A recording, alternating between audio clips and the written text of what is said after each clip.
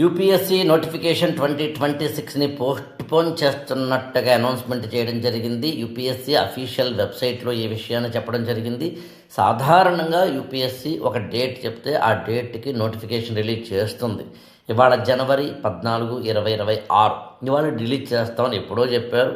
మే 24 exam కాబట్టి preliminary దానికి తగ్గట్టుగా ఏర్పాట్లు చేశారు. కానీ notification administrative and other reasons వల్ల అని చెప్పి యూపీఎస్సీ అఫీషియల్ వెబ్సైట్లో అనౌన్స్మెంట్ చేయడం జరిగింది.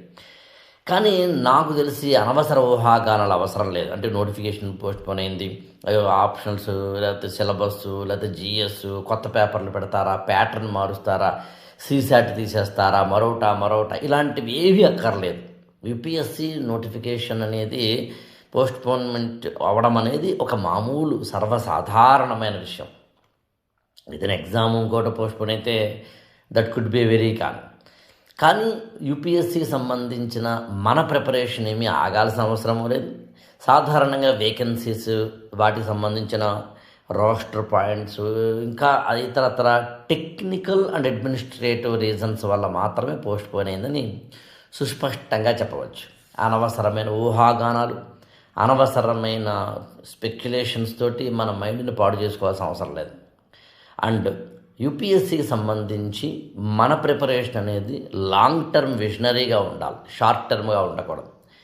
మే 24, 2026 జరిగే ప్రిలిమినరీ ఎగ్జామినేషన్ పోస్ట్పోన్ అవుతుందేమో, ఈ నోటిఫికేషన్ పోస్ట్పోన్ అవ్వడం వలన కూడా చాలామంది అనుకునే అవకాశం ఉంది.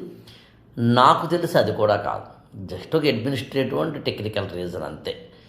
Be cool, don't have any other negative thoughts, don't have any speculations.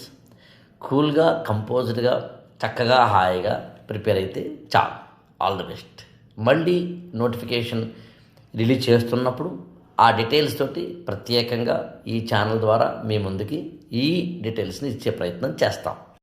ఈ ఛానల్ని లైక్ చేయండి, షేర్ చేయండి, సబ్స్క్రైబ్ చేసుకోండి.